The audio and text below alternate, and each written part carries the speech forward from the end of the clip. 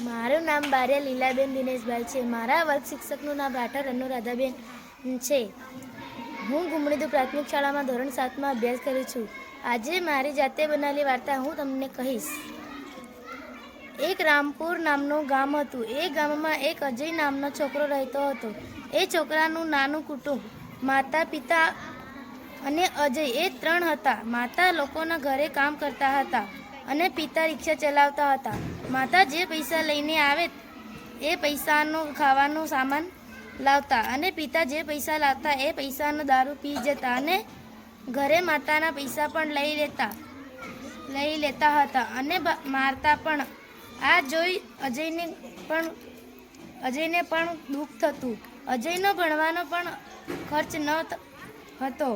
અજય ભણવામાં ખૂબ હોશિયાર હતો. તે પ્રાઇવેટ સ્કૂલમાં ભણવા જતો હતો અને એ સાંજે જ્યારે સ્કૂલેથી આવે ત્યારે મમ્મી પપ્પાને લડતા જોઈ એ ખૂબ રડતો હતો અને થાંભલા નીચે બેસીને પોતાનું લેસન કરતો હતો અને સવારે નાહી ધોઈને સ્કૂલ જતો અને એ એમ વિચારતો હતો કે મારા પપ્પાની જેમ મારી જિંદગી નહીં બગડવા દઉં અને ભણી ગણીને મોટો થઈને શિક્ષક બનીશ.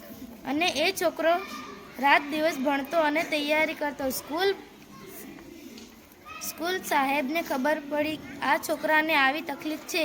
આ સાંભળી બધા સાહેબ પણ તેને શીખવાડતા અને પેન્સિલ, રબર કે નોટ લાવી આપતા અને છોકરાઓ પણ આપતા અને એકબીજાને શીખવાડતા.